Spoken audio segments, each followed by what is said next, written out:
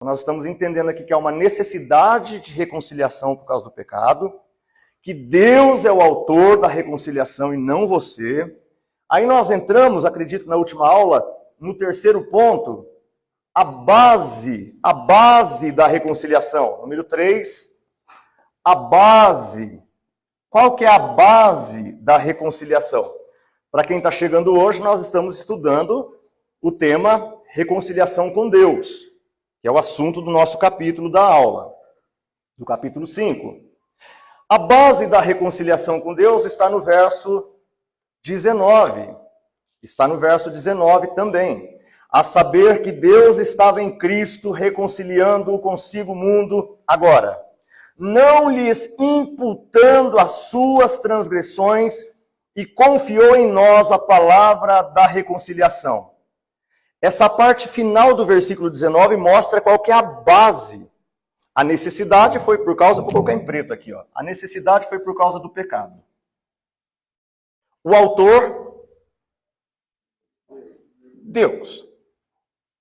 A base que nós temos aqui é exatamente a imputação. A minha Bíblia diz imputação. Não lhes imputando as suas transgressões.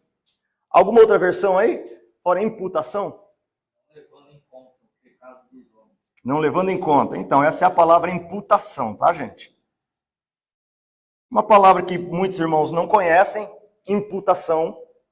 Mas vocês conhecem a palavra justificação. Justificados sois pela fé. A base, ponto 3, a base da justificação pela fé é a mesma da imputação. Justificação e imputação é basicamente sinônimo. Só estou usando aqui uma versão, né, que é a King James, que diz imputação. E importa para a gente entender a imputação, pelo menos aqui, de 3 formas. Eu vou explicá-la de 3 maneiras para vocês. Então, a necessidade é por causa do pecado, que causa uma ruptura entre eu e Deus, entre eu e você, entre eu e eu mesmo e entre eu e a natureza. O autor é Deus porque Deus é vivo e o homem no pecado está morto. Então, ou Deus dá um passo de reconciliar você com ele, ou não vai rolar reconciliação. A base é a imputação. Verso 19 diz, não lhes imputando as suas transgressões, não lhes imputando as suas transgressões. Bom, eu vou colocar um comentário aqui de Ray Stidman. Ele afirma que a cruz de Cristo é o lugar onde Satanás sempre é derrotado. Ela é o as escondido na manga de Deus com o qual o diabo não contava. O grande acusador nunca poderá encontrar um fundamento pelo qual possa fazer o Deus justo se voltar contra nós, pois todos os nossos pecados foram separados de nós e imputados em Cristo, na cruz. O diabo, ele conta muito com acusação. E aí o prato é cheio. Quem é que não peca? Levanta a mão aí, que eu quero chamar de mentiroso. Aproveita que está gravando. E eu tô doido de vontade de chamar alguém de mentiroso aqui hoje. Quer levantar a mão, filha? Quer falar? Eu não peco, pastor, eu não falo.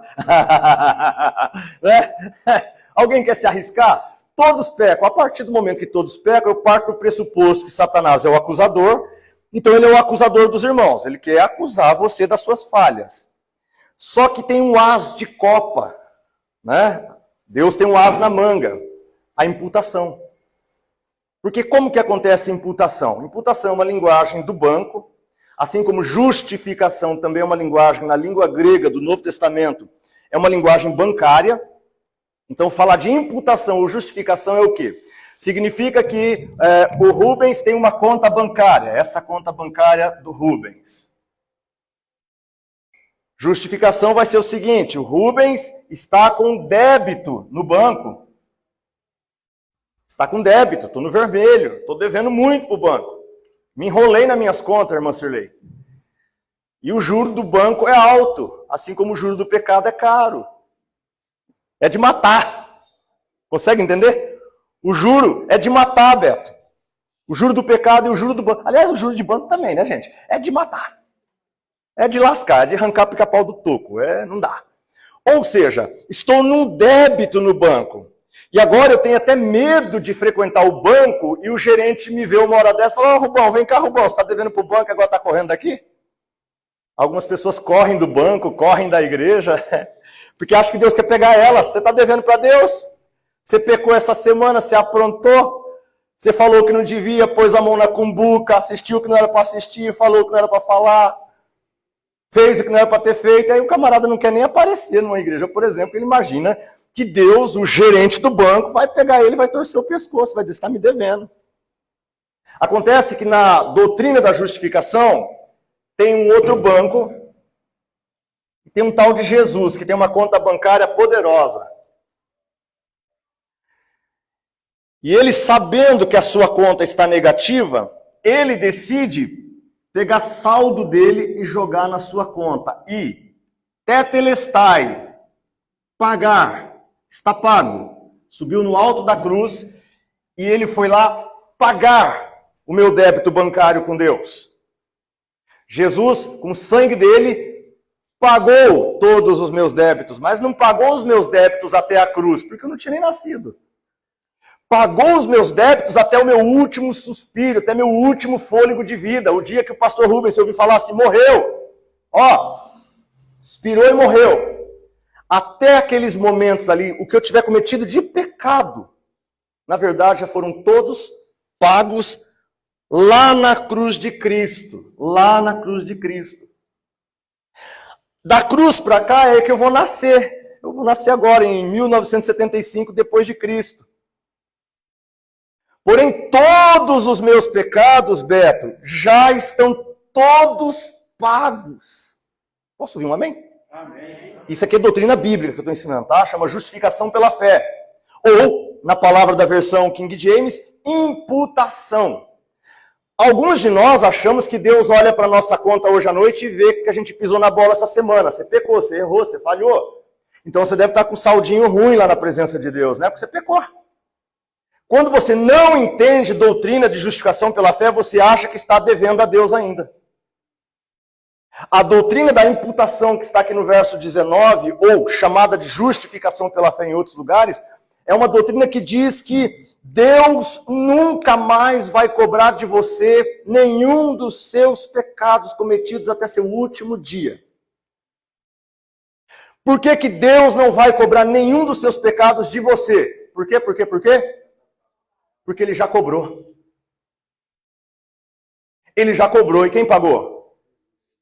Vocês creem nisso mesmo, gente? Ou é conversa fiada de igreja? Biblicamente, está pago, irmão.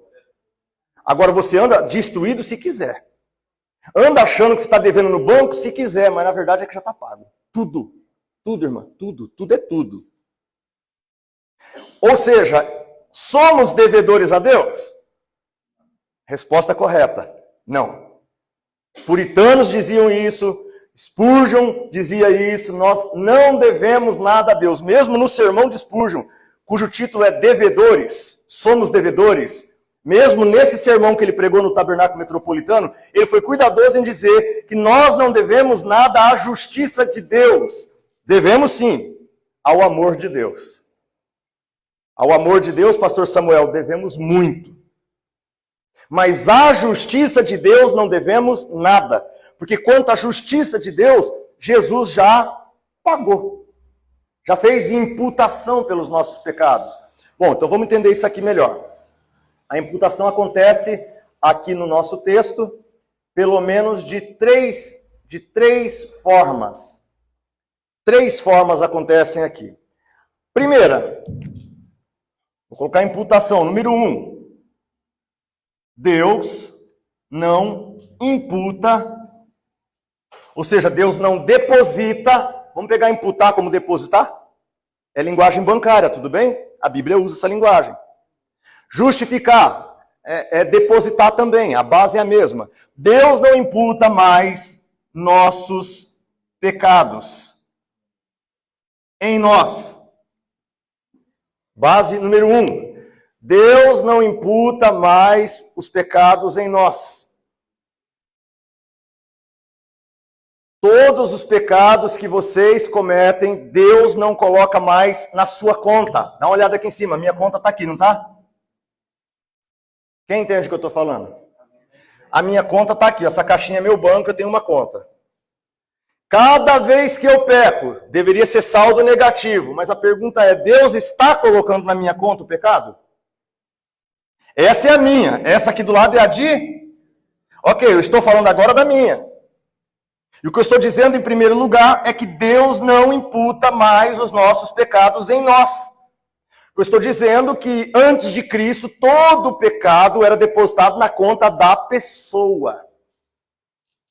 E a alma que pecar, essa morrerá. Mas a partir de Jesus, toda a sua conta, todo o seu débito, todos os seus pecados não são mais depositados na sua conta. Será que isso está aqui no texto? Bom, me parece que está. Verso 19 diz, a saber, Deus estava em Cristo, reconciliando consigo o mundo, não lhes imputando as suas transgressões. Primeiro, não lhes imputando as suas transgressões. Gente, aprenda a Bíblia, pelo amor de Deus. Está dizendo que Deus nunca mais deposita na sua conta as suas transgressões. Isso aqui é uma aula libertadora, Beto. Porque a gente fica perguntando, eu pequei, e aí, o que Deus faz com o meu pecado? Não faz nada, porque já foi feito. Aí alguém, pastor, isso não é meio perigoso? Para uma pessoa que não nasceu de novo, que é um carnal, sim. Ele pode achar que isso que eu estou dizendo, então ele pode pecar e aprontar que já está tudo pago mesmo. Se você pensa assim, eu quero te avisar que você nunca nasceu de novo. Você está indo para o inferno, meu chapa. Porque uma pessoa que nasceu de novo não brinca com isso daqui. Uma pessoa que nasceu de novo é grata a Deus, porque Deus não coloca mais na sua conta seus pecados. É grata a Cristo. Não tem espaço aqui para pensar, já que ele pagou meu pecado, então eu vou aprontar. Isso, se pensa, é porque é uma pessoa carnal, está brincando com a fé. E o último versículo vai dizer, olha, cuidado para que a graça de Deus não seja em vão na sua vida. Então vamos lá. Ponto 1, Deus não coloca mais sobre nós os nossos pecados, as nossas transgressões. Ponto 2. O ponto 2, Deus imputa em Cristo. Primeiro, Deus não imputa a mim o meu pecado. Primeiro, Deus não deposita na minha conta os meus pecados. Então ele faz o quê? Segundo. Você acha que vai ficar sem pagamento? Ninguém fica sem pagamento. Deus não vai ficar sem pagamento.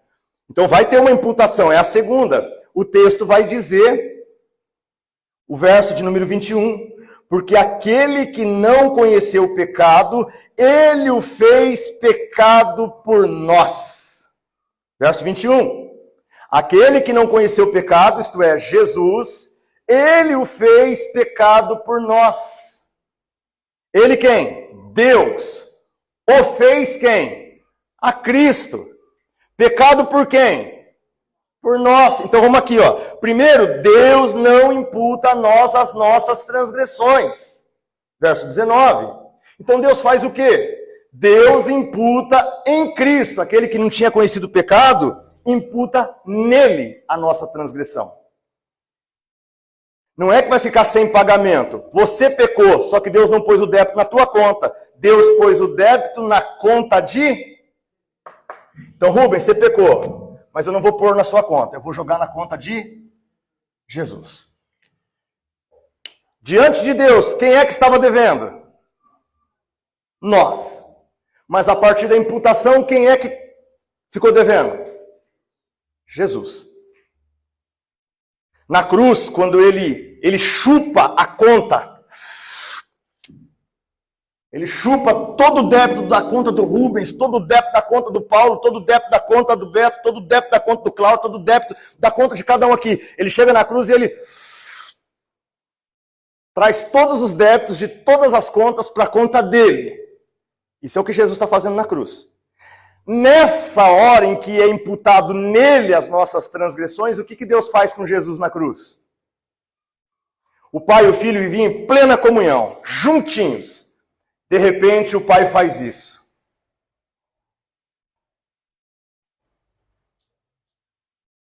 Jesus percebe o afastamento do Pai.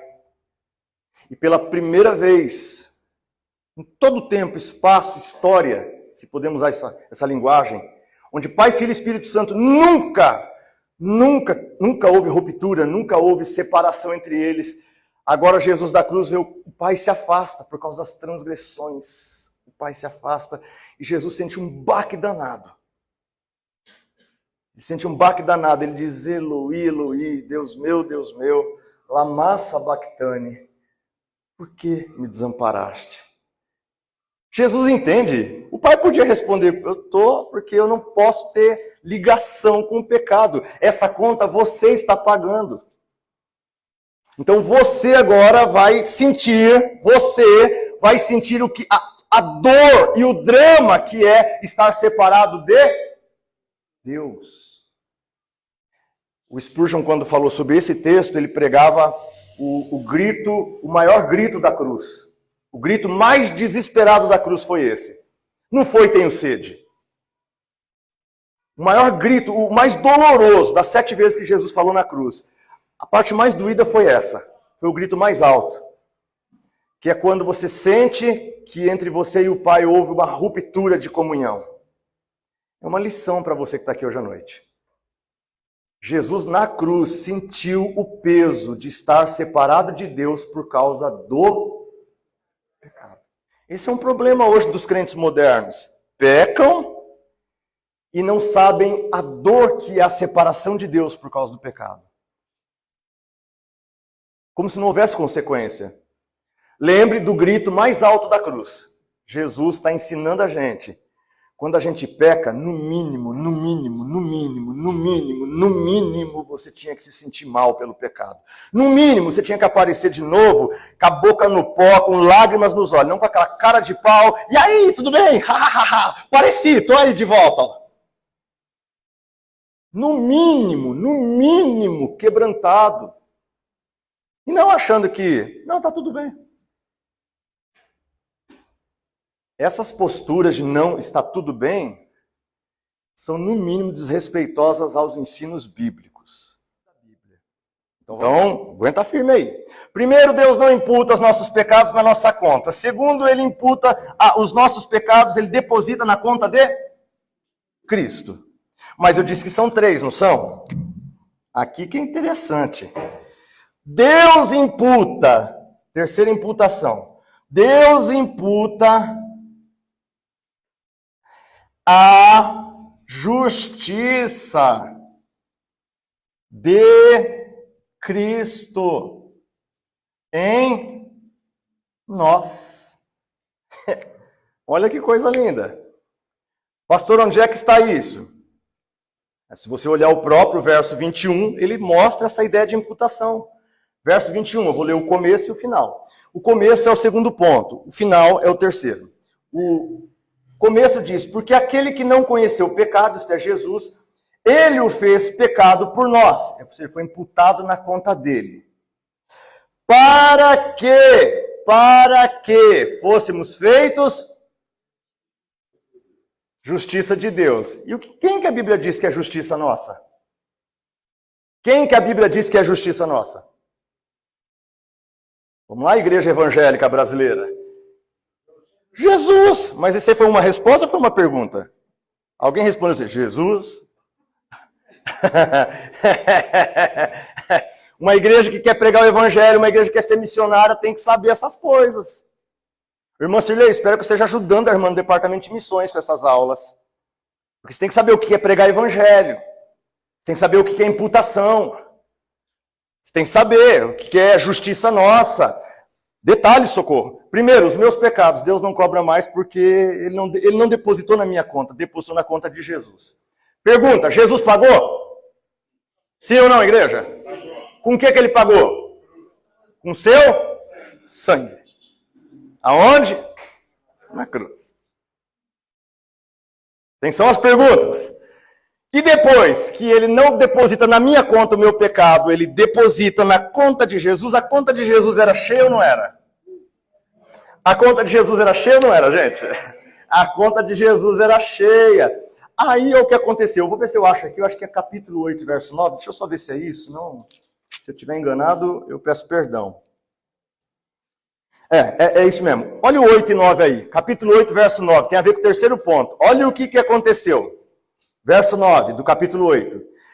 Porque vós conheceis a graça do Senhor Jesus Cristo, o qual, embora sendo rico, por causa de vós tornou-se pobre. Por que ele era rico e ficou pobre, gente? Para que pela sua pobreza vos tornasseis ricos. Vamos de novo na lousa. O meu pecado, Deus deposita na minha conta? Opa, atenção nas perguntas. O meu pecado, Deus deposita na minha conta? Que verso que é? 19. Ok. Deus imputa os nossos pecados em Cristo? Que verso que é? 21 a primeira parte, né? E Deus imputa agora a justiça de Cristo em nós? Sim. Aonde está? Também no 21. E qual que é a base? É a base do capítulo 8, verso 9. A conta de Cristo é a conta de alguém. O que diz o 8 e 9? Ele era rico. A conta bancária dele é de riqueza. As riquezas de Cristo. As insondáveis riquezas de Cristo. Que muita gente, viu, irmão? Muita gente não sabe o que são as riquezas insondáveis de Cristo. Tá? Quer pegar o evangelho e não sabe quais são as riquezas insondáveis de Cristo. Quer fazer missões, mas não sabe. O que você vai anunciar para as pessoas? As riquezas insondáveis de Cristo. Ele era rico, mas por amor a nós ele se fez pobre, para que pela sua pobreza nos tornássemos ricos. Porque o que aconteceu? Deus não colocou na minha conta a minha conta, o meu débito. Deus colocou para ele pagar, porque ele era rico. Ele pagou? Direitinho, porque Jesus era crente que paga a conta. Ele chega na cruz do Calvário e fala assim, a cantina da igreja está paga. O ingresso para o café das mulheres está pago.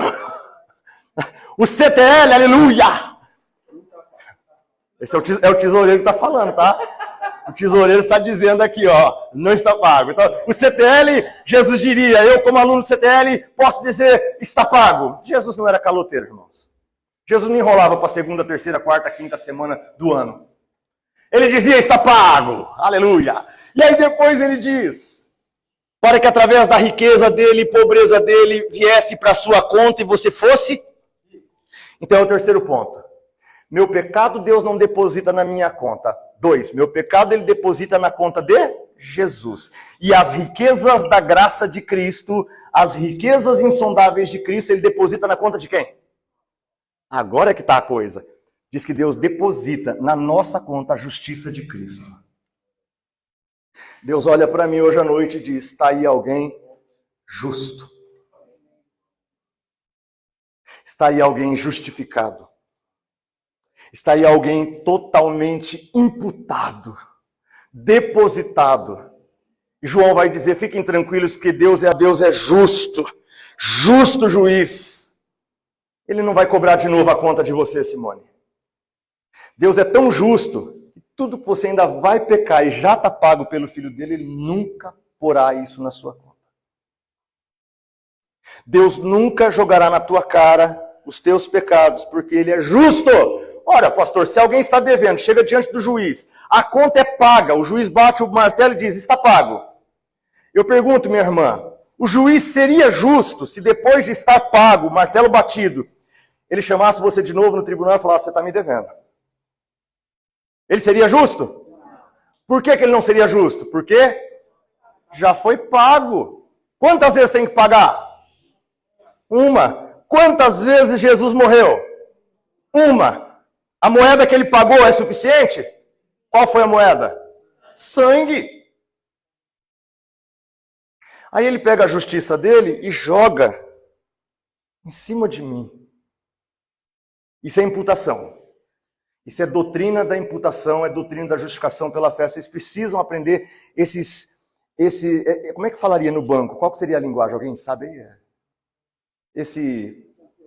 Essa transferência, obrigado. Essas transferências, esses DOCs, essas transações, obrigado.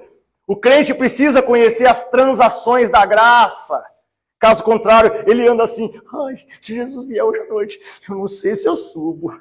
Ai, eu não sei se eu subo porque eu estava namorando e andei passando a mão onde não devia. Eu não sei se eu subo. É bem possível que você suba com cheio de fogo. A Bíblia diz que alguns vão chegar lá arrebatados do fogo, né? Alguns vão chegar lá saindo fumaça do couro. Vai estar no céu, meu filho, vai estar um fumaceiro danado. Tem crente que vai dizer, pastor, foi por pouco, hein? Foi por pouco. Mas a verdade é que se Cristo volta hoje e você é um nascido de novo, que conhece as Escrituras, Paulo está correto. Já não resta mais nenhuma condenação para quem está em Cristo Jesus. Agora, que não anda mais segundo a carne, miserável, mas anda segundo o Espírito.